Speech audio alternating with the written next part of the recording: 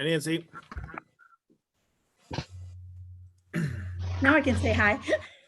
Can you guys hear me? Yes. How are you? I don't feel so bad. I was watching some news commentator tonight, just briefly, and he's been a commentator for decades. And he was talking away and he forgot to unmute himself. So I figured, well, if the professionals with eons of experience do it, I guess I can live with the occasional forget too. Yep.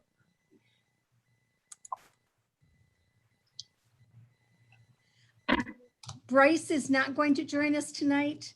And Todd got called into a last minute job obligation too. So I haven't heard anything from Andy, but.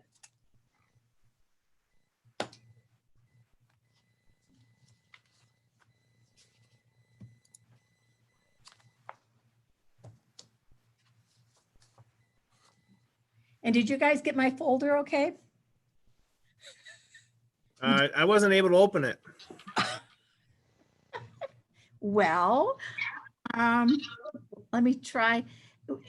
Just, it wasn't enabled for you? Is that what you got it? It just won't open. I got the email, but I just could not open anything, any of the attachments in it, or links, I should say. Okay.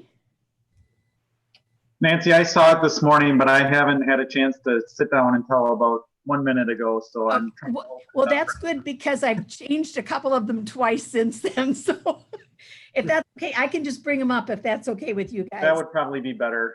Okay. That'd be fine. Which of you would like to serve as, is Brad around, Josh? He needs- I'm at home. Oh. I'm at home, so I don't know if That's he's right. probably at He home. needs- Though. Is he on your speed dial? Yes. I just need to have him give me permission to, maybe I didn't log into the right Zoom. I think he added me as a host. I will text him right now. He might be actually listening. You want to be able to share your screen? Yeah.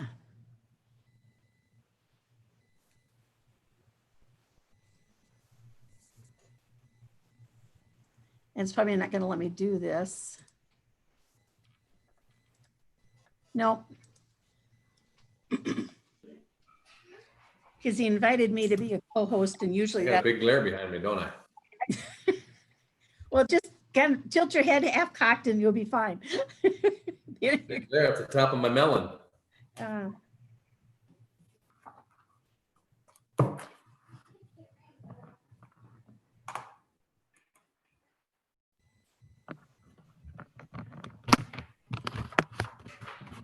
was going to ask Don about what you'd shared this afternoon, but I think he's gone back outside to mow the lawn, so he doesn't. Otherwise, I'd say, can you turn the TV down?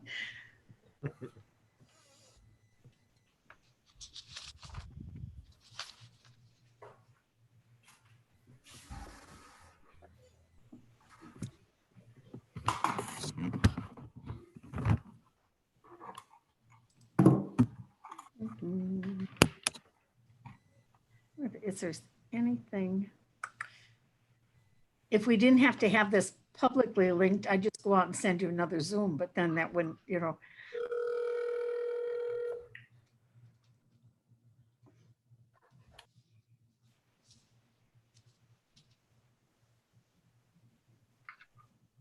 Nancy, while you're getting that up, I think I'll get the meeting started if that sounds okay. And at least Terrific. get through that part of it, and I'll just act as acting chair for tonight. So first item is to call the meeting to order, which I'm doing.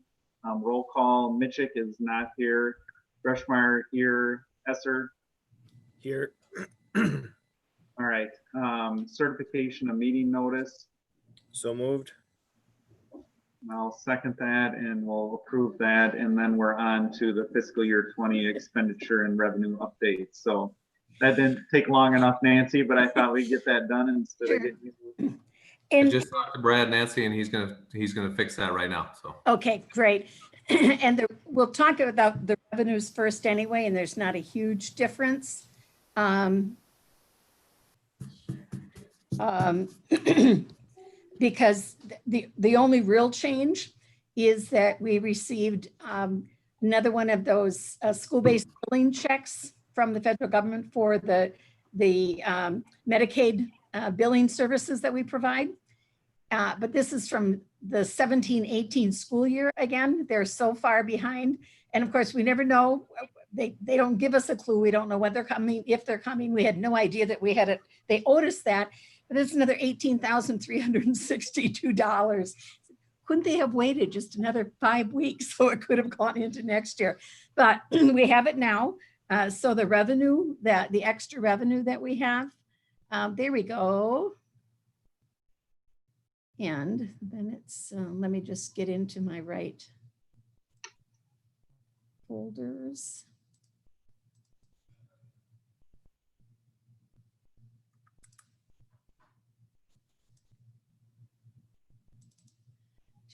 Fiscal. Okay. I should just be able to go right down, right? There we go.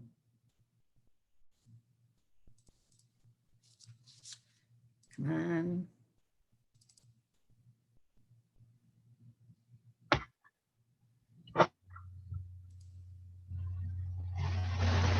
Were you able to make her work there, Ms. Henderson? I think I'm going to.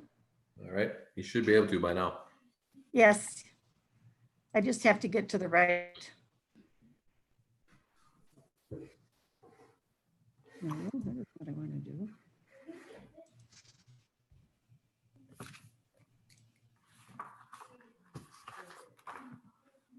Well, can you see that? Yep. Okay, super. Well, you can see it. So, like I say, that's just sort of where we've been all along. They were just a matter of a few $100s and some fees and fines and things that came in. But it's this number down here under the Medicaid billing that we didn't plan on having anything. So we've got an excess right now of revenue looking at 38,000. So you'll see that when we look at the next piece. And I'll do that a couple times. I'll come back to this one. So I can make that bigger. Is that fairly legible? Yes. This is, again, this year's budget that we're talking about. And can you see my cursor at all when I twirl it around? Okay, so I keep pointing it. I forget to ask whether you could see that. But as of right now, we have 1,416,000 that's left in this budget. But when I subtract for all of the outstanding payrolls, all the utilities that I'm aware of, all of the bills that we've already committed to that we haven't been invoiced for yet, that has gone quickly down to $3,755. So we're doing a pretty good job of getting rid of most of the budget. But then if I add to that the extra revenue, which we are confident of, the HRA, and I can show you that spreadsheet if you'd like to see that one. But last month, we only had like $600 of what I had planned on $5,000.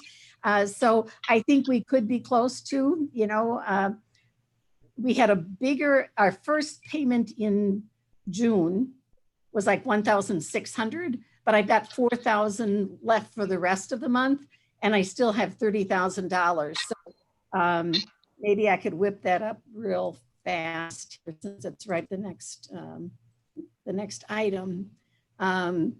So you can see on this one then that here, even if we would expend the full $4,000, that's right. It seems like there's a quarterly jump. October, we hit over 5,000, February over 5,000, and June, if we hit 5,000, it's like every fourth month. I don't know if they play catch up every once in a while or what, but even if we hit that highest amount, we still have $30,000 left unspent in that part. So I'm fairly confident that we're probably going to be closer to 30,000 than what I had last month, which was, I think, 25. So that's why I'm projecting that number.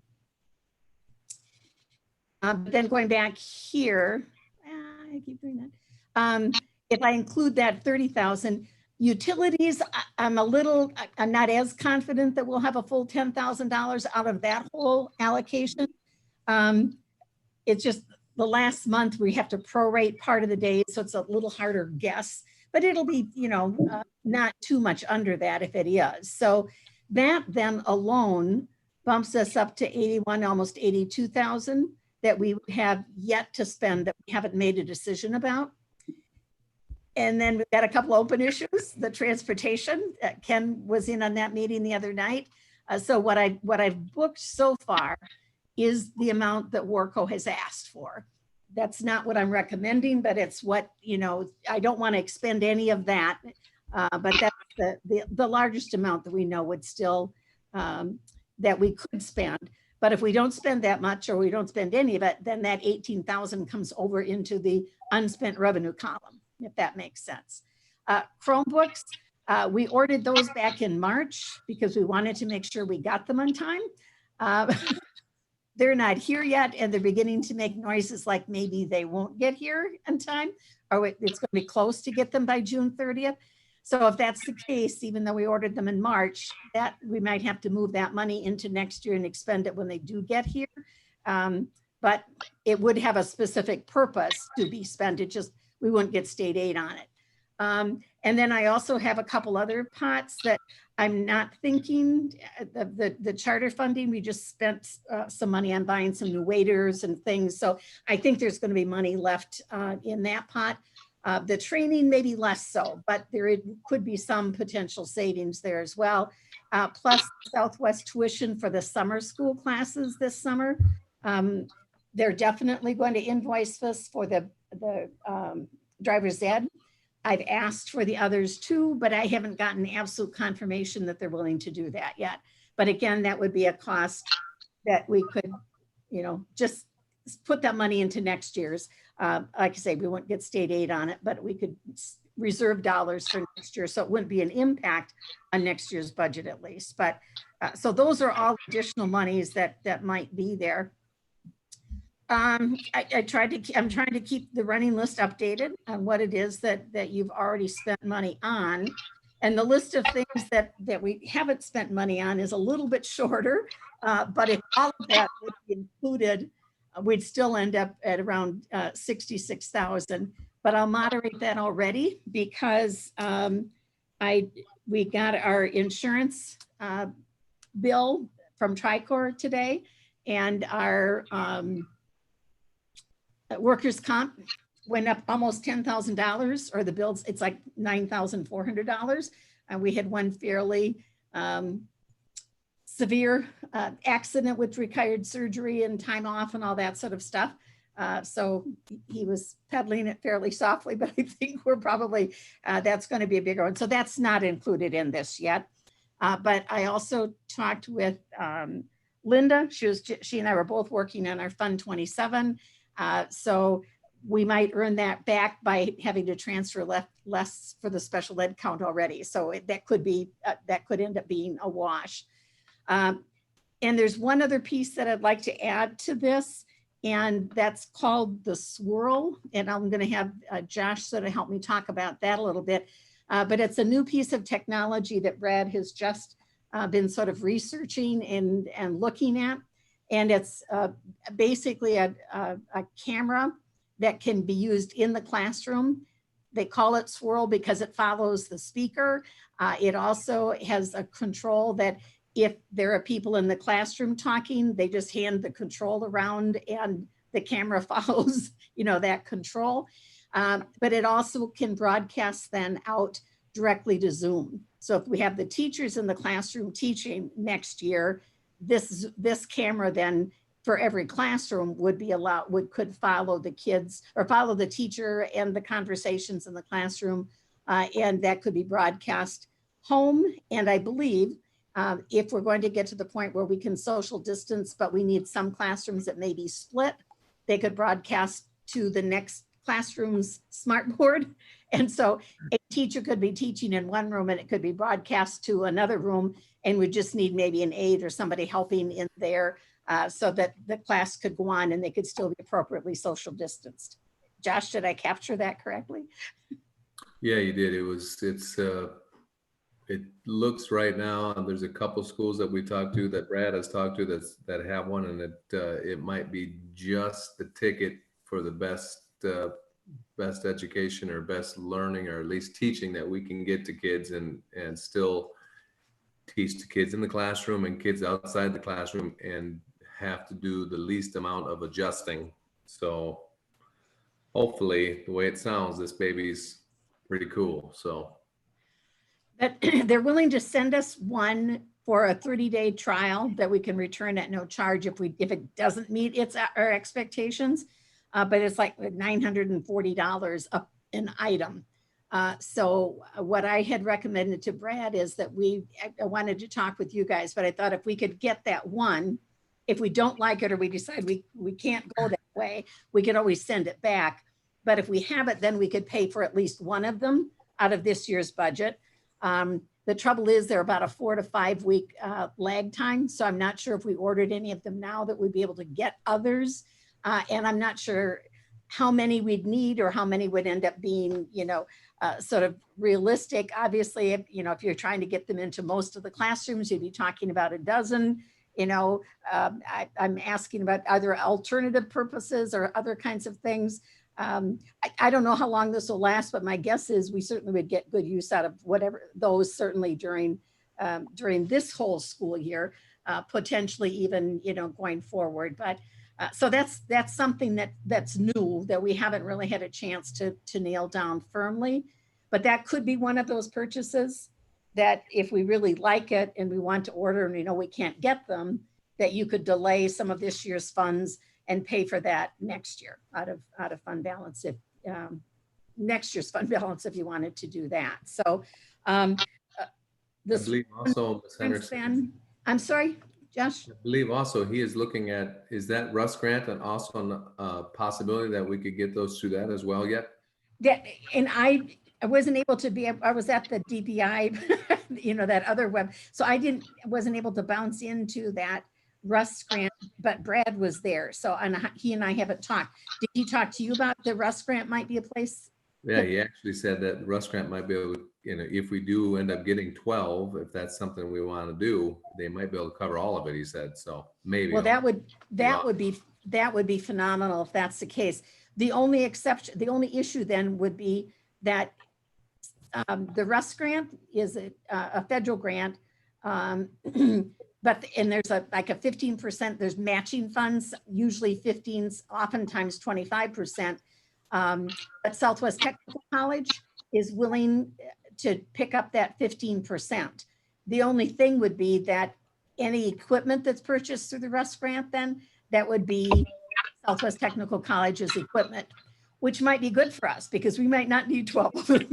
Maybe we could buy a couple from them if we had, less need than that. But I hadn't heard that. So that's even better news. If the Russ grant would cover that or even cover part of them, that would certainly be, be helpful. But And they are portable too. So, I mean, we wouldn't, obviously if 12 staff members aren't all using it at the same time, we can obviously, and they don't look like they're, just from looking at them, they look like, they're not heavy by any means. They're not cumbersome. So it'll be easy to move from classroom to classroom if we needed to.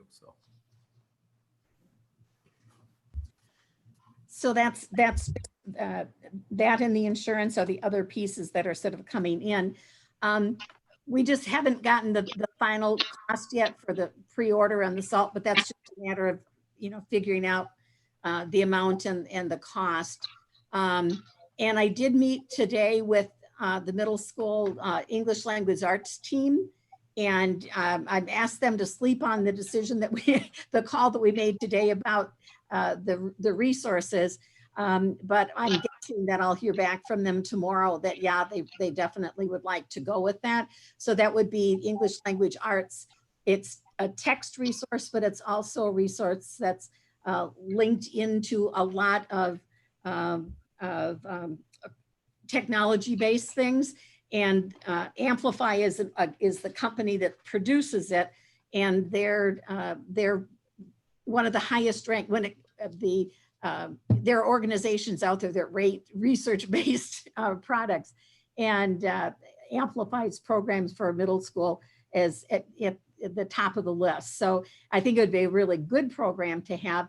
And they also have a lot of technology-based components. So if, for example, we had sixth graders, again, split because of the size, or seventh graders because of the size, a teacher might have half the group in one classroom teaching, and the kids could be doing some of the technology components, and then the teacher could switch. Or if the kids were at home, there'd be some computerized components that they could be working on to lessen the amount of direct time that they would need. But either way, whether we had the coronavirus or not, we really needed to get some resources in that program. So that's a recommendation. We've already purchased for the high school English language arts for 9th and 10th grade, and for the science program, 2 series there. So this would be our 3rd big purchase on text things. But with that, and then I'll have Josh talk a little bit about the Huddle program. Again, Josh is going to do some more research on that. Just a quick reminder, the whole program under the new contract would be actually $8,000. $5,000 is what we've always paid, but that was been paid by support groups or the teams themselves through their activity account. But the $3,000 would be something that I guess that's the camera piece. So that would be a little bit separate. So Josh, I'll have you just chat about that. I haven't done that research. Yeah, I talked to a couple of districts that use it, and it is another $3,000 more than we had spent previously. However, and it is an annual extra $3,000 to use. It's kind of like the eye in the sky that you might be familiar with. They call it Huddle Focus. And what it does is it focuses in on the game that's being played, and it follows the ball, and then you can see the score in the corner of the screen all the time. So as far as scouting, as far as anyone that wants to stream in and watch the game, it is really nice. And I don't know what's going to come to fruition this year as far as, who's able to, when we do have sports, come and watch. If it is going to be a fanless, I think if any year that we went with it, it'd be this one. And let's say we use it this year and, we don't see the results, or it's not something that we want to spend another $3,000 on, we can always take it back out. The cameras are portable and easily to mount, and Brad said take off and move. So I would recommend getting it for sure this year, see how it goes. This might be, if nothing else, this would be the year to have it, and everything hopefully is back to whatever normal is, the following year, and we don't think that we need it, then we can always take it back out. But for next year, I'd really hate to, if we can have fans there, or if people are just more uncomfortable, especially grandparents that really, we have a lot of grandparents that don't miss games. And, but this year, if they're uncomfortable with the COVID-19, this would be a way that they'll be able to watch games home and away, depending on the other school. Some of them have it now. So to me, this is a good investment specifically for this year. If after this year, it's not as needed, I can see taking it out if we need to, but for this year, I would definitely recommend going with it. That sounds good, Josh. And that's like a rental agreement on the equipment then too. So we aren't actually purchasing it. So if something were to break on it or something in the next year or two, you needed a new camera, that would be part of that ongoing fee. Yeah, they do not actually let you purchase them. So, because we asked about this, but what if we purchased it and then didn't have to pay the annual fee of it? And they said they don't let you do that. But not doing that, you're right, Mike. We lease it, and any updates, all the updates obviously are free. Anything that we do not own it. So anything that breaks, anything that changes, that's all covered by them. And I had just put the other part of the Huddle license fee, the $5,000, the normal fee that the organizations pay for, on there as well. Just as, if And just so you know, I am going to recommend that we have that June 24th meeting because I think there are going to be some final decisions that we're going to need to be making at that time. But I look at like football. They ran a lot of their fundraising. They did concession stands for softball and baseball to make the money in part to pay for that. So if you do look and you have, a reasonable, some extra money that you would rather spend if there's a good cause rather than put it into fund balance, that could be something that you would consider. It would just ease up then the extracurricular activities because for next year, those budgets aren't going to get any better. So those activity accounts would have that money then that they could spend on other projects or other things that they might like to have. So the only reason it's on there, not with a dollar figure in the column, but just as sort of a placeholder in case we're looking for some items later, later on. So.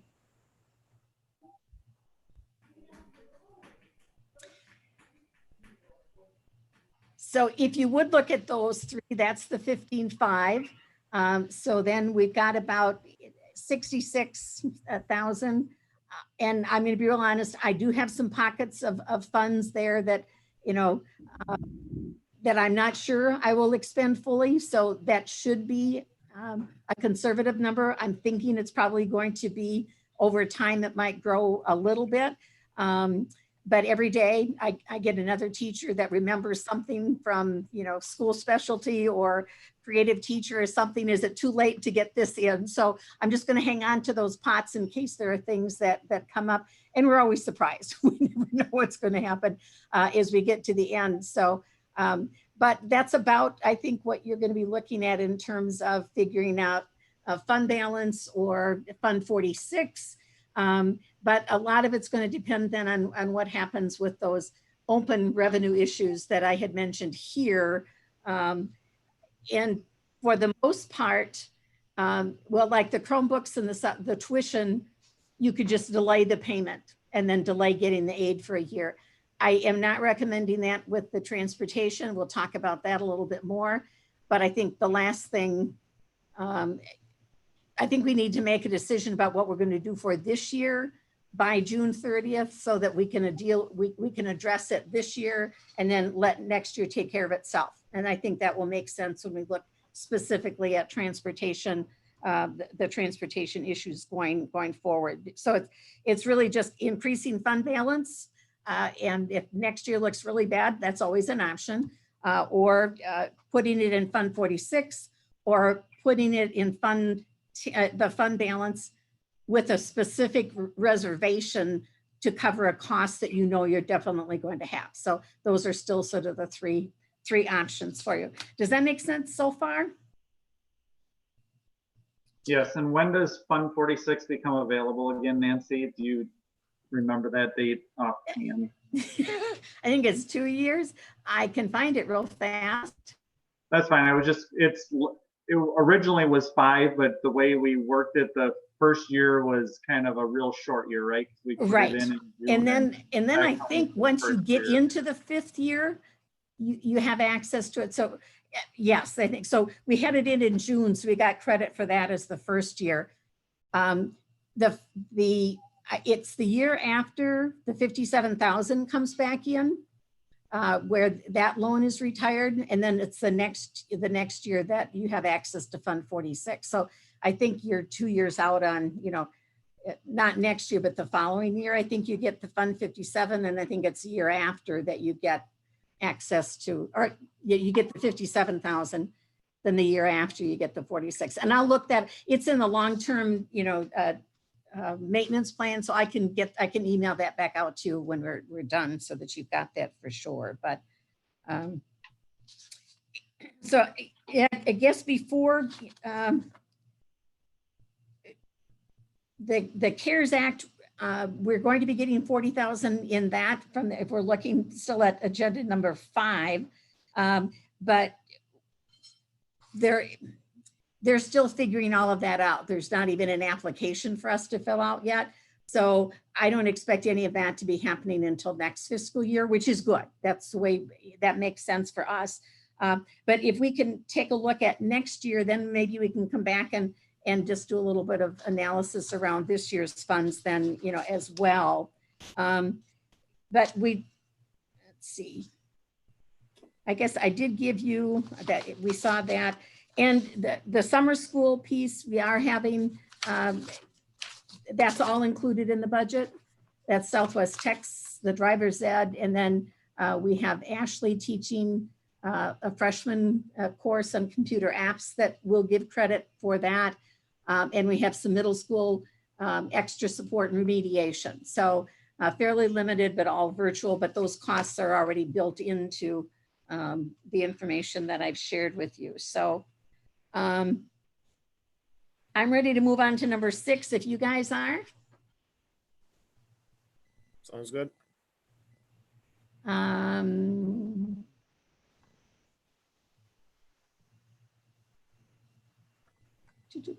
going to go back. I want to talk about that transportation piece a little bit because that's this year's piece. I'm sorry, I missed that. It's a good thing I put them in order in my folder. I'd missed them. And this is what I had put together after the transportation committee meeting, because there are more questions and answers, I think, as a result of that.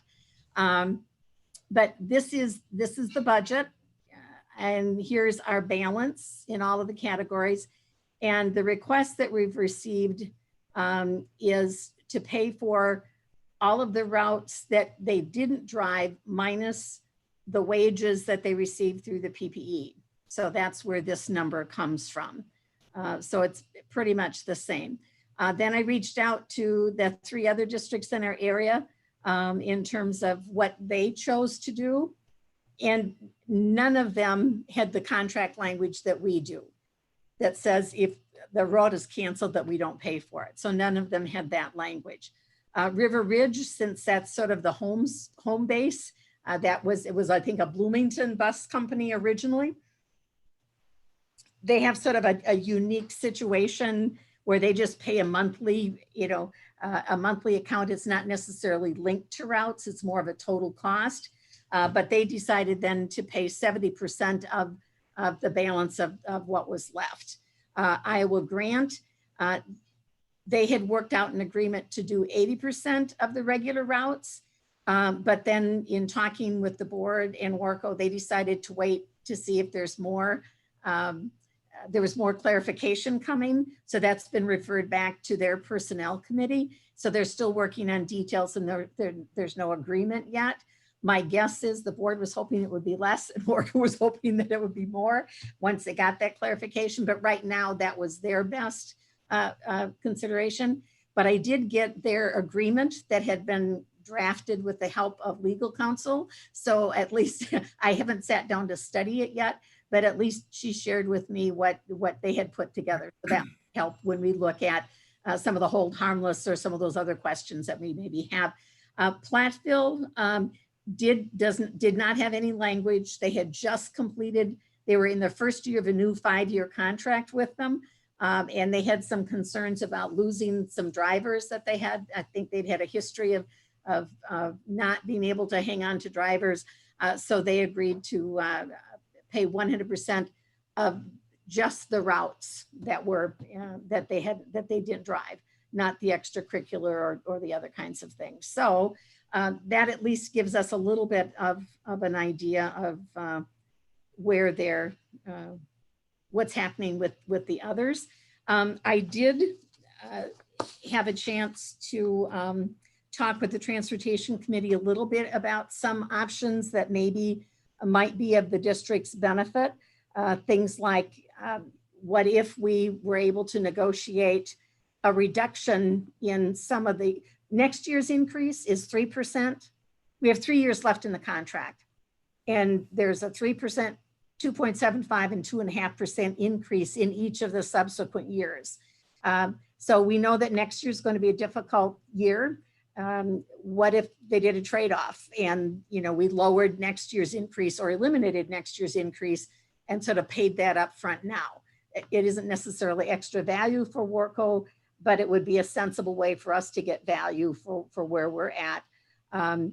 If we do a summer school for the elementary in August, as sort of a practice run to get everybody back at things. That would be 10 additional days. Could we pay for those now and just get credit for those days on next year's piece? Again, no new value for Warco, but it might help with cash flow kinds of things.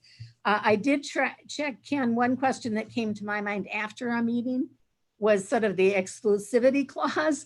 I was concerned that, because I knew somewhere that it said they'd be the exclusive provider of transportation, but I went back and double checked that today. And that's it. There's an exclusion for parents, for us to work out arrangements for parents to provide, because some school districts, in order to get around the overcrowding on buses, are working out contracts with some parents to provide direct transportation. I don't know that we'd have to do that. My guess, we would have some families that would volunteer to do that, but I wanted to make sure we could under that contract first.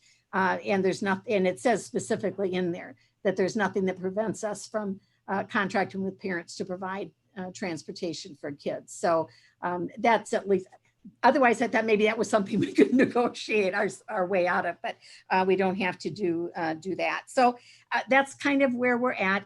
But I had a meeting on Tuesday, and John Forrester and John Bales, one's the executive director of the WASDA, the administrators organization. The other one is our lobbyist, if you want to call it that. And remember that Bryce had mentioned that Prairie du Chien had gotten some legal advice or some representation. And one of them was a letter from, I think it's 7 or 8 Republican legislators at Wisconsin that was addressed to those two gentlemen, expressing their concern that schools weren't paying the full cost of the transportation contracts, and that they wanted them to encourage districts to do that, and that they would be watching carefully the exceptions or our explanations for why we're not paying those contracts. Because if you remember the CARES Act, that $40,000, we have to pay our own employees and the contractors to the greatest degree practicable. Their recommendation to us was, don't let that letter from the legislatures influence you at all. It was just a way to provide pressure. The one gentleman that initiated the letter had tried to get a bill passed that would require school districts to pay that, and he couldn't get any traction. No one would go along with that, but he did have enough influence to get a handful of fellow legislators to sign on to this letter. So will there be some looking at that letter, at what explanation we have? Yes, I think there will be some of that, but their advice, and I'm gonna grab that because let me pull up. This is this is the explanation, and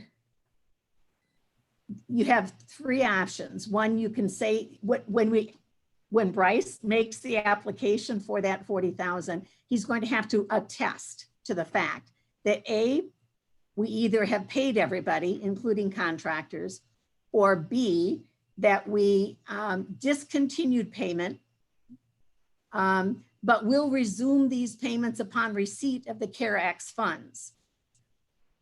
So if this doesn't start until next year, you could say, yes, we discontinued, but we'll start it up again now that we're going to get those funds. So you'd be committing to next year's transportation budget, not this year's transportation budget, the way I'm reading that. Or you can just say, we made payments to the greatest degree practicable for us. And then if you look down to the frequently asked questions, who determines to the greatest extent practicable? It's the LEA administrator and its governing board.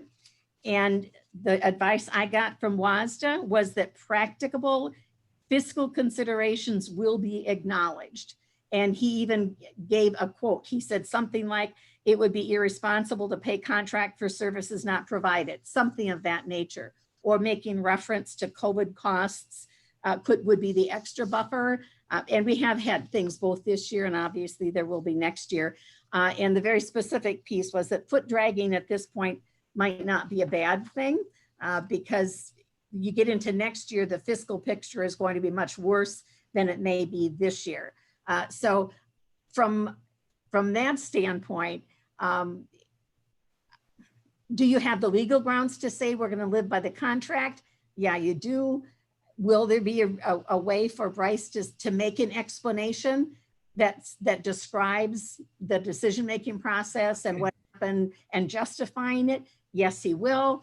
And if somebody a year changes their mind in August and says, no, that's not a good enough reason, you could always go back to this part B and say, okay, we stopped, but we'll start now that you've given us the money, but you're already into next year and we'll pay next year's contract. So that would be the wiggle room. So I think you're okay if you don't want to do it. But I know there was disagreement on there wasn't consensus on the transportation committee, because relationships matter, and we certainly want things to go better, go fine for Warco. They're a good company. They provided great service. So their recommendation is to do a little more research, which I feel like I've gotten a better sense of where we're at, what the dollars are, what other people are doing, and then have a conversation with Warco just to talk about what flexibility is there. So my first step probably would be for Josh and I to have the conversation with Tom. And then depending on if we're not making any progress or if we're making a lot, then maybe invite him to a transportation committee meeting and sort of talk through what that would look like. But again, I would recommend that whatever you want to do for this year, either it's nothing and we close our books with that understanding, or it's something and we make sure that we pay it by June 30th. Because anything you extend into next year under a restriction that this is reserved for transportation, if we have to pay it, you've given up the if, because if you've got the resources, it's hard to attest to the fact that you don't have the resources. So that would be the catch-22 a little bit there. So Ken, do you want to add anything to that? I know it was just didn't have all of the information, but it's just a hard call because it's what it is. And it's basically one of those where, as I started off last night with the meeting, it was, they wanted 18,000. I immediately cut in my mind before the meeting, I was going to say, if we have to do anything, I'm going to cut the number in half. Andy was strongly for paying them something because obviously, based on our past quotes that we received for bus companies for shipping our kids around, Warco is by far the least expensive than, Lamers or First Student or anybody like that we did get a quote from. And Brent's whole, Brent had a very good point that saying, you know what, how do you tell farmers that you're going to pay a contractor for something they didn't do when they're dumping milk down the drain? And they're not shipping off to what they need. And, right now they're taking the brunt end of what's going on as well. And they're not getting, obviously they're getting some relief for it, but they're not being nothing to, make a company hold just because, the goodness of everybody's heart. So all very good points. It's just the biggest thing that came out of the meeting was we have to find value in it if we're going to decide to pay Warco something. Can I just add something to that too? Yep. And it is I don't want to say it's a catch-22 situation at all, because Warco has been, as we know, a great company for us. And as Kenny said, they've been, comparatively with the other companies that gave us quotes, did a great job saving us money in the long run. However, I wonder if it's a question that we look at pay me now or pay me later. I wonder, Ms. Henderson, have you heard anything from like Ridge, Evergrande, or Platteville as far as did the district or Warco want to open up those contracts in response to what happened this year, if it happens in time slots again next year? So if they want, our contract's pretty solid, but I would imagine that Warco would want to, or the districts would want to open up the contracts on the other end because they didn't have that in their language. So I wonder if they're gonna wanna open that up, even though we have 3 years on it, if that's even an option, because I could imagine they're not going to want to not get paid for if we're out for another month or whatever it is, and, continue with that. So they're gonna wanna open it up in some form or fashion with the the things that are going on now. So how can we work out something that's fair for both of us if we have to pay something now? I mean, is that something that we want to look at as a board, that you guys want to consider, before we decide what to pay them in June, if we pay them in June?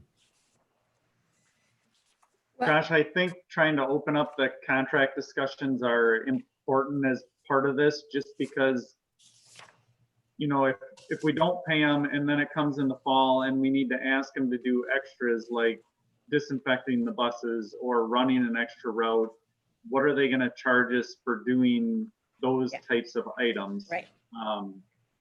At that point, we don't have a great relationship maybe because of fast decisions, and we get charged astronomically for those items and we really have no other option, right?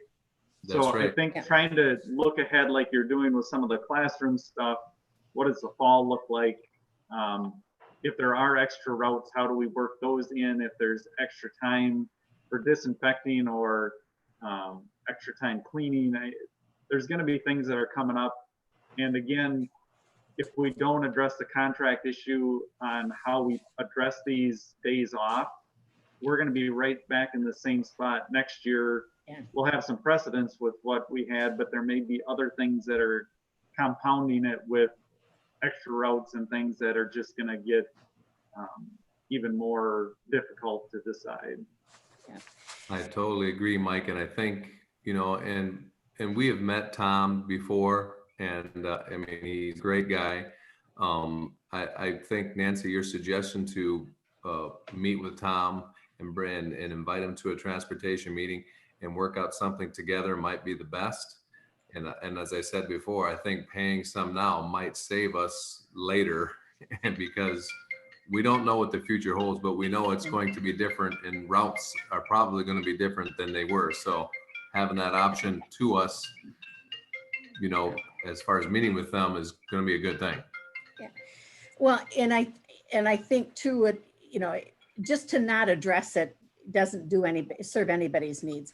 And I think the value of getting, for example, a route defined as, yes, bringing town kids to the school and going back downtown, picking up the town kids and bringing them to school is still a route that would bring value to the district. Or, asking consideration about that 3%, rate increase for next year. I know it's going to be tough for them next year too, but next year will certainly be worse for the school district. So I think there are some things, but Iowa Grants tentative agreement does say if the district convenes school during the 2021 school year, following the closure period, contractors shall resume normal student transportation services in accordance with the terms of the transportation contract. So it doesn't say when, it just commits them to being their contractor. But it deals with all of the release of claims. It deals with Warco's commitments, a covenant not to sue. It says the parties agreed that these payments represent the district's best efforts to pay the contractor during the closure period, hence making them eligible for the CARES fund. So the CARES fund. So that kind of an agreement, it's a separate, settlement agreement and release of claims is what it's called. So, but if we could do one that would, address what we can anticipate could be some fewer days next year. But as I've said about those days of not payment, I don't think anybody, it's if you don't have 5 days because of snow day, it's great not to pay those days. That makes sense. But since we're paying for our own gas, that some of that savings is already built in. But I don't think anybody anticipated that language would eliminate free you from a whole quarter's 25% of the contract. So I can appreciate where they have some additional needs. But I think I'm not seeing anything here that addresses the issues of if they get additional relief. And that's part of what I don't know about next year, if the PPP is going to cover, you know, their driver's time for next year, or, so I think we do have some things to still kind of work out, but I certainly think doing something makes sense. And I'm thinking that we could find something of value. Like you say, the sanitation, that, you know, if there are extra steps that they have to take that we could spell out, that they'll make sure the buses are all sanitized according to, you know, whatever the, you know, the regulations are. And it could be, obviously, there's going to be some additional driver training. And if they would, you know, commit to keep doing all of the training, but just let us give input on what we need to make sure the drivers understand and comply with, because we might have some, our school nurse might have some insights into things that would be good for them to know that they might not be aware of. So if they're willing to do the training and the sanitation, you know, and if, you know, like, for example, if they do 2 drops, if they go and pick up country kids and then go and pick up town kids, are they going to have to do a swipe real quick, you know, of the buses in between? So I think there are things that are of value. And like I say, we've got some examples of what that, you know, at least one example of what that contract looks like. But it would help then too, if I could, you know, beg, borrow, and steal on that agreement and just ask Eileen, do you want to edit your work and just add this for us? That would be a little less costly for us to get to that agreement too, so. But I would like to, Josh, just have a conversation with Tom too, just like we did with the transportation committee. I hate to go too far until I have a little bit of sense. I didn't want to call Tom and talk to him until, because the transportation committee could have said unanimously, we're going to live by our contract. That's what Perdashine did. They said, we, you know, the contract says we don't pay. That's our board responsibility. We're not going to pay. They're coming back and revisiting that now, which doesn't surprise me. But I would like to have a little bit of a flavor of what Tom may be open to, what their real needs are. And then we could play with some ideas. I hate to come into a meeting when I can't at least have a couple ideas that maybe we could float that people could at least talk about. So we'll try to set that up, but we won't be able to get that done before next week's meeting, I don't think, to be able to bring all of that together, which is one of the reasons why I'm recommending we have the June 24th, so that we could, you know, finalize what we'll do for the transportation piece. That would be one of the items on the agenda. And then you'd have a better picture too of what the total costs are for, you know, for transportation, you know, as well. So does that make sense on the transportation side? It does. I have too many piles, so I want to put it in the right pile so I don't lose it permanently. Before we do anything else, I'd like us to take a look at next year's because that may shape how you think about what we do at the end of the year. So this is the one that I've changed twice already today. So from what I posted last night, and I'll share right up front that the student enrollment, I played with 3 different scenarios with the number of kids that I had projected in the first budget that I did, where we're sort of a status quo. I did one that with some loss and one with a bigger loss. And to be, you know what happens with being held harmless on the declining enrollment? We actually made money if we lost kids. So I'm not going to go there. So my guess is that we won't be hurt dramatically, but some schools are seeing, you know, around the country, you know, 20% or more of their students aren't coming to school. Now, I think what Josh is really working hard on is how can we still meet those needs for those families by having them connect virtually. And if that's the case, it won't have any impact on enrollment at all. But could there be families that will just decide to open enroll to, I think we did have one family with 2 kids that did that because that open enrollment window was extended. But again, if they can still get virtual access through us, they might choose not to do that, but can't guarantee we won't have a change in enrollment. The open enrollment too, up and down. But right now, it's just it's too hard to make any reasonable kind of prediction. So I just left the enrollment as it is, and we'll deal with whatever. And again, some loss may be a benefit. It's crazy how that works, but that would be that. But I've got the four scenarios actually. The revenue cap projections is what we get to spend. So the first scenario is pre-COVID. That's the one I shared with you in March or whenever I did that. Remember I said this was the easiest budget I probably had put together in 30 years. I really jinxed us. But the revenue cap then was 1,079,000, at least the portion that we can spend on our local budget. That's after you take out the loans and state aid and all of that. This is the funds that we have available to work with kids. The one that I think is probably most likely is scenario B, where there's a freeze, where that $179 that they're getting in scenario A just goes down to zero. They freeze everything. Then that's how much we'd have, and it's about $55,000 less. I heard a scary piece the other day that on Tuesday people were asking, well, is it true that if they freeze it, they're also looking at freezing all state salaries, including teachers' salaries? And I had not heard that. It hadn't been something that a lot of people had heard, but there had been some apparently conversation with our pay scale. I hate to think about what that would look like, but I'm not assuming that right now. I'm just assuming that the amount of money we get from the state and hence how much they would let us tax the taxpayers would freeze and maybe at 55,000. I did run the other two scenarios. Originally they said run one with a -50. They've also recommended running one with a -100, but no one's really looking at this one seriously because if we don't get backfilled from the federal government, if the state doesn't get some relief funds, some rescue funds, this won't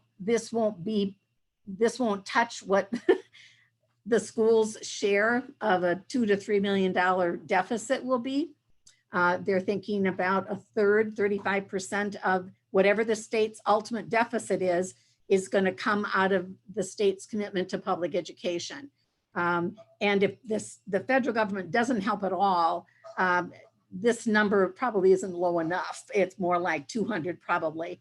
But no one thinks, since it's a second year of a biennium, even though everyone's thinking it could be really bad, we're looking at a presidential election in November. No one's going to want to get everybody really, really angry about, decimating school funding. So it's going to be a really hard discussion. And they can't wait until after. What do they do if they wait until December? Take money away that they've told you you're going to have. So I don't know. And that's why I'm thinking the freeze may be the most likely piece, but I think you have to prepare for the other. But there's also, if you look at the difference numbers, we went from 55 to 67 to 67 in those scenarios because of the current law has the hold harmless law in there. Now the hold harmless provision is dedicated primarily for school districts that have a lot of declining enrollment. But if you go down for other reasons, it also kicks in. I don't know how they would fix that, but my guess is that if they really do go to the 50 or the 100, they'll probably take that out. Then it could be bad for school districts that have declining enrollment, because if they're not held harmless for that either, that's where we could get a double whammy too, if indeed we had a lot of kids that went someplace else. I'm not promising this is going to be the way it goes, but I did go back and I looked at how much are we being saved by that hold harmless. And in the first year, it was only 3,000. And with the 50,000, with the $50 reduction, it's 3,000. With the $100 deduction, it would be an additional 18,000. So if the hold harmless goes away, we're not looking at 67, we're looking at 70 to 85 in terms of a reduction from what I had built our original budget on. Does that kind of make sense? I'm thinking we have to count on 55, but it could be upwards of 85 depending on what's happening. My best guess right now, okay, if that makes sense. And do remember that the hold harmless, if that stays, it's a non-recurring cost. So in the second year, that's all gone. And then you have whatever, if there's a reduction again or declining enrollment, then you're kind of hit as a double whammy. So we're hoping that you don't have to rely on that. But I just want to make sure that everybody remembers that that's not recurring. These monies the hold harmless monies would go away. What about, that's just sort of the revenue cap. Then what's going to mess up the revenue world of the budget that I had put together? Well, this doesn't mess it up, but there's the care relief, and that's 40,000. So that's already an automatic filler for some of the losses that you're going to see. And right now they're calling that extremely flexible money. So whether we used it for, technology, for, transportation, virtually anything. So it will not be hard to blend that $40,000 into the budget for next year for costs that we know we already going to have. The next two are just the ongoing reminders. Open enrollment, up or down, is 8,000 to 13,000. I'm not having that factor into anything because for every kid we gain, we might lose someone. So those are just the numbers that we need to be aware of. And declining enrollment, if on average we'd lose, if we'd lose 4.3, then the most we'd go is the 12,300, as long as we had the hold harmless. If the hold harmless goes away and we really dropped, 20 kids, then it could be a much bigger price, but I don't anticipate that happening. So I just wanted those numbers out there as a reminder. I don't see them impacting the budget because, again, I think there'll be pluses and minuses, gains and losses. The only other one that I look at our whole budget that I see as is iffy, and that's admission to sporting events, because we got 16.5 this year. If we can't host volleyball and football, or even basketball is fanless in the wintertime, we're putting at risk 16,500 of our local money. But if we can't do those events, there's a lot more that you don't spend in terms of officials and things like that. But if we actually hold the program, and we have the coaches and the officials and everything, that would be a loss potentially. So those are the things I can think of on the revenue side that might matter. On the expense side, here's one of the ones, the bigger ones, is if we do try, and that one of the things that we've talked about is trying to recoup a little bit with the elementary kids by having them come in August for like 2 weeks, 10 days, might not be whole days, but start with the teacher that they had last year. It's last year. So Can I interrupt you real quick? I'm sorry, what? Sorry about that. My dad just showed up. He needs help with something, so I need to step out for a little bit. Sorry about that. No I'll problem. be back as quick as I can here, but he needs help here real quick. Okay, yeah, no problem. It's not like Thanks. you haven't heard this before. But the summer school, we'd start with their teacher that they had this year, somebody that they know, the teachers know those kids. They'd be able to do some of the, where are we at, do the iReady assessment to sort of get some baseline, just how ready are the kids for the curriculum that they're going to be starting next year, and trying to get a sense of the gaps. And by starting with last year's teacher, we thought we'd get a better sense of that because it's not quite so new. We also thought that starting with last year's teacher, a lot of the protocols, school's going to be very different.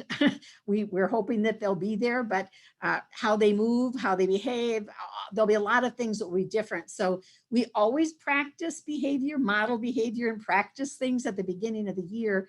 But we thought it might be easier with their prior teacher to learn about some of the protocols, maybe be a little less frightening, a little more familiar. and actually do some learning, hopefully, during that 10 days.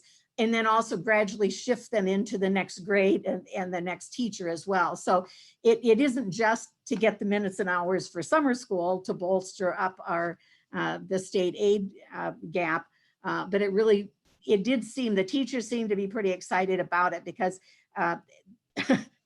they liked the idea of being able to get back with their class from last year, sort of get things started, get people sort of geared up for learning. So that's the rationale for an elementary summer school in August.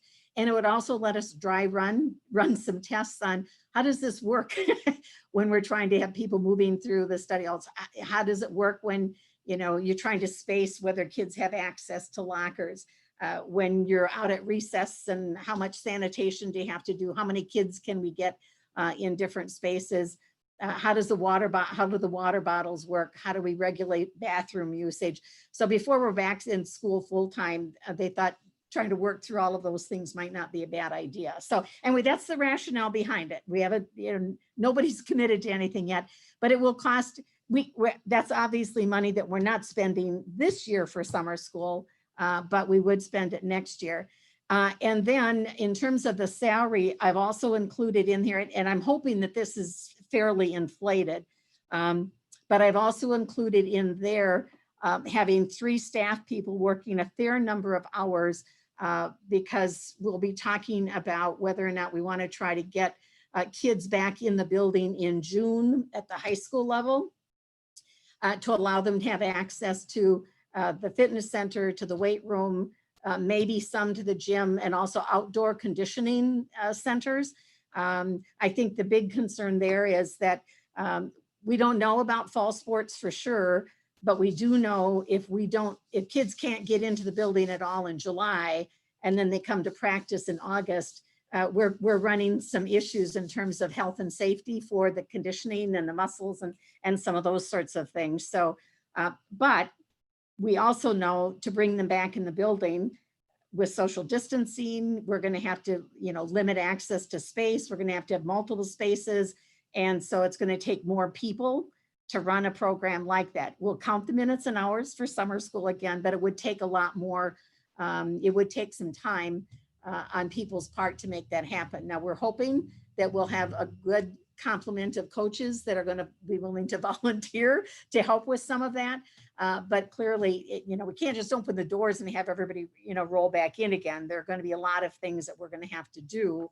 You know, we've got some spaces there that we'd like kids to be able to use, but that number includes then having at least 3 staff people available during July to help manage that part of it. And we haven't, we'll give you something more specific on that next week too. So that's the summer school costs. Then I also put in, because I know everybody would love to be back in the building, you know, full time. From a square space footage, we could spread out and socially distance kids and have everybody there, but just not in the way that they have in the past. And we've talked to Iowa County Health Department about that. And as long as people can maintain social distancing, we could get the traffic patterns so that kids are moving, so there aren't large crowds in the hallways at any particular time. If we space that out, if we can do the hand washing, the sanitizing, all of the rest of it, they don't see anything wrong with that. There's not, even though there'd be 350 people in the building, as long as everybody had their space, they would be okay with that philosophy. I'm just not sure how we staff it. Because obviously if you have a larger class and it has to be split into 2 to socially distance, then you need some more. So I just put in some costs there for just even one aide without insurance or with insurance, if we need another person. And I'm not saying that if we would do that, that one person would be sufficient, but I needed to have a number to kind of play with. Then obviously sanitation expenses, PPE expenses, we're getting some of those paid for now. We've gotten masks, we've gotten some of the sanitation products, the hand sanitizer things. let's see, we've got the shields, we've taken care of those. We've got gloves. So we're trying to get some of those things taken care of out of this year's budget.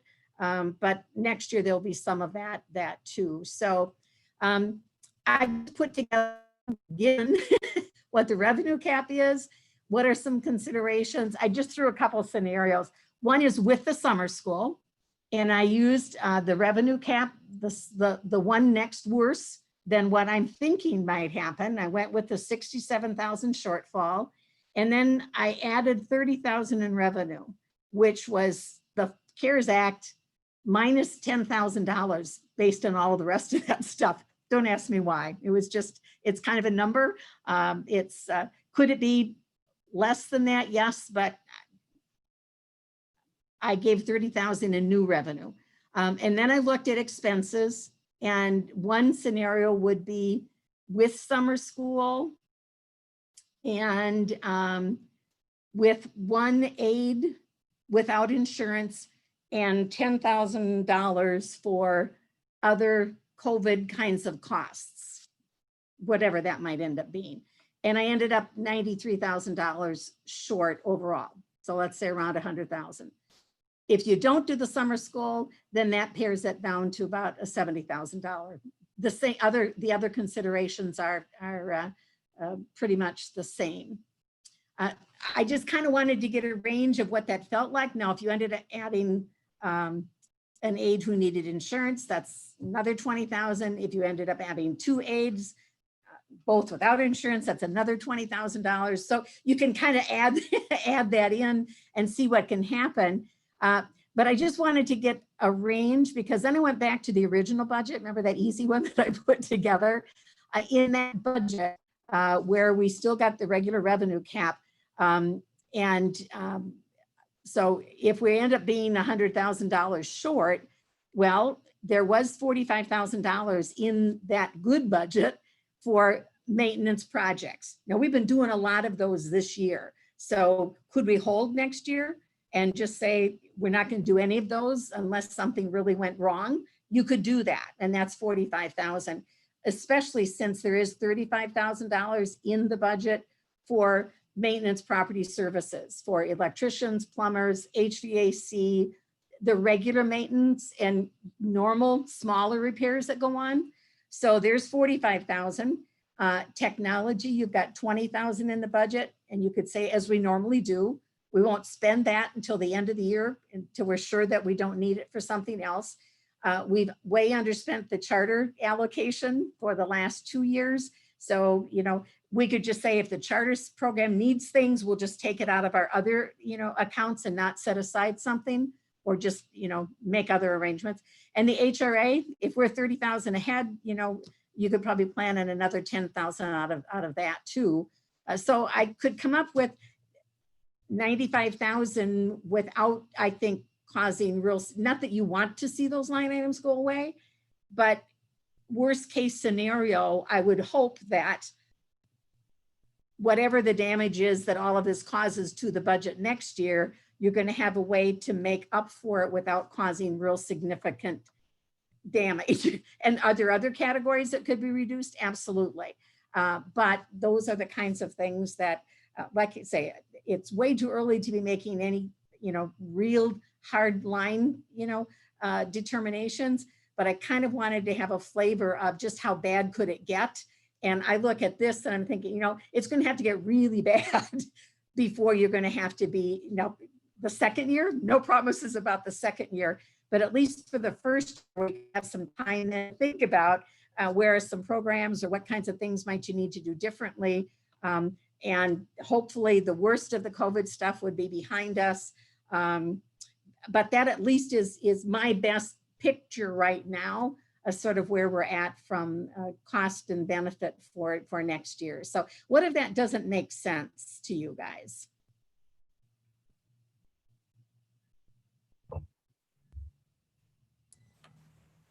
All makes sense, Nancy.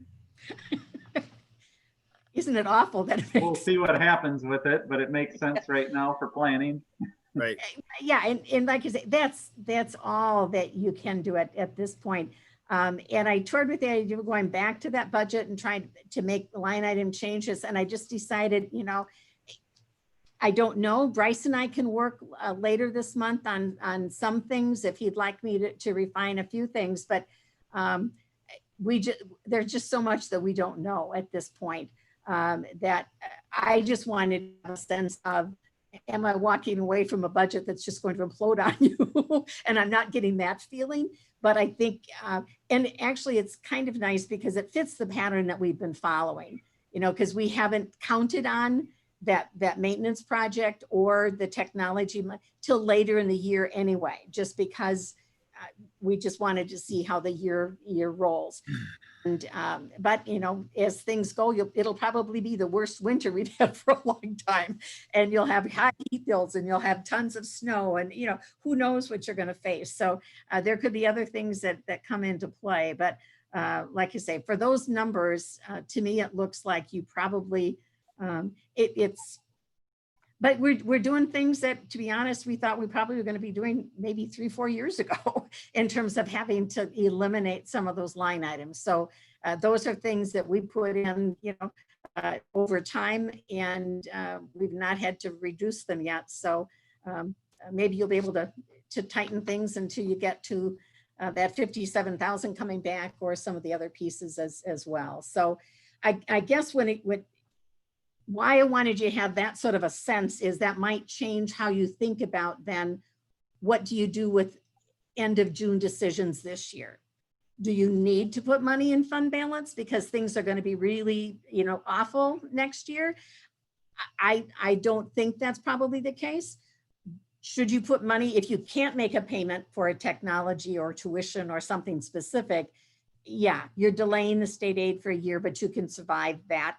Taxpayers might not like seeing an increase, but that's not going to be hugely consequential. But I don't know that I'm seeing, you know, some money, yeah.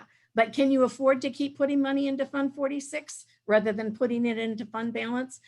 Certainly a portion of it, yes, I would say you could, because you've got, you know, you've got the option for doing that. So that doesn't tell you specifically what to do, but I don't think you have to be so concerned that you want to save every penny and put it in fund balance, because we're going to be really, really short next year. It depends on what being really, really short means, I guess, but I think you'll be able to run your programs.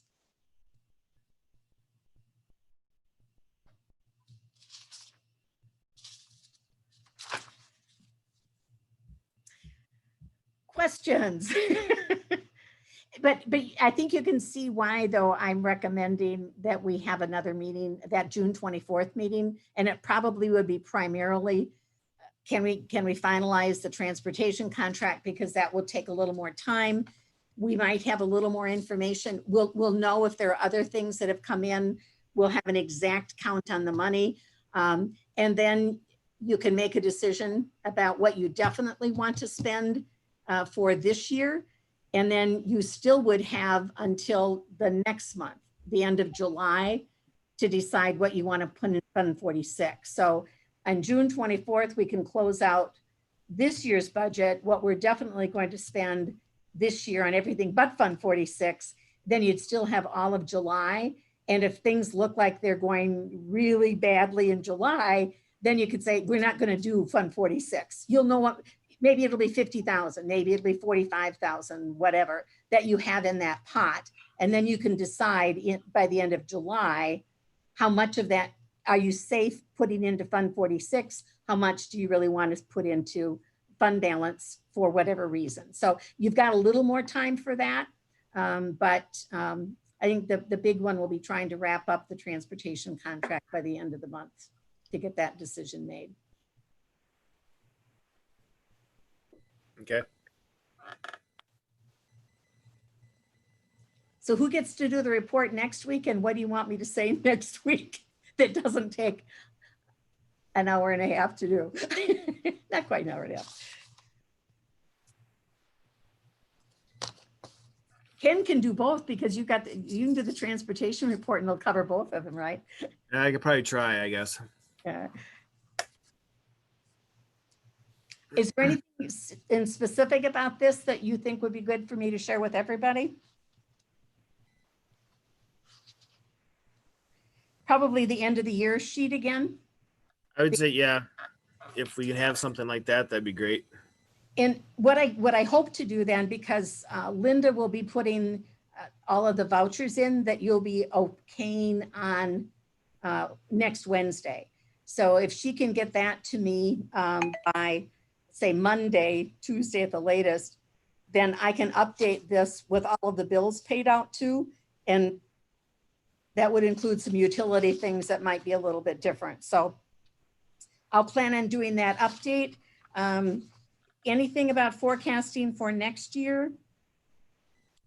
Yeah, I guess it wouldn't hurt. Mike's actually computer died, so he's trying to get back on, but Okay, I would say what you have for end of year and what you're going to try to forecast for next year based on what we have for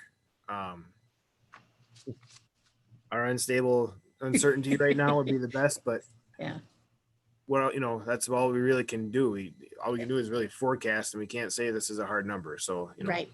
And I sent the transportation stuff out to the transportation committee too. So I don't think I'll share all of that until we have, that's more of a negotiations kind of a piece. So we can, we can certainly. I think we can probably, I think we can probably just touch on that at the board meeting next Wednesday, knowing that the real glutton of what's going to happen is going to be at the last board meeting of the month. So, Right.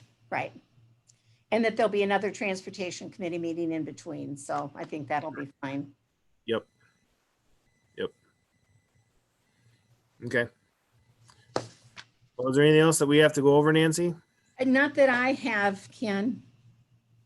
Well, since I'm the only one here, Can you think of, I know this is, and Mike should be involved in that piece too, but I know it's a transition time too. So is there anything about any of this that there's information that you would like to know or things that you'd like me to put together as we're looking toward wrapping up this year that aren't a part of my usual routine or anything else that would be helpful?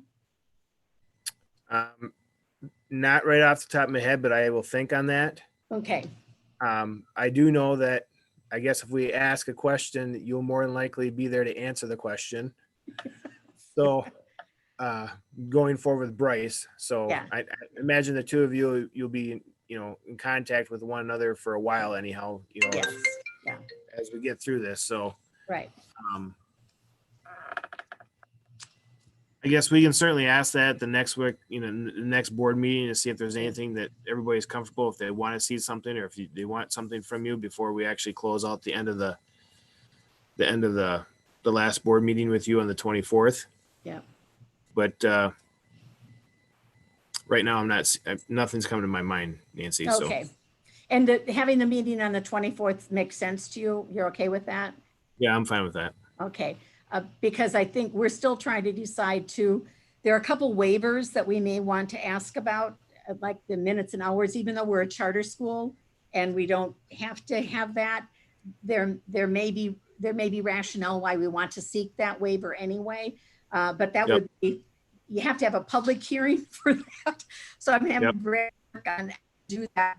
By the end of June, it may be that we might decide, let's just do that together in public anyway. So we'll see what happens with that.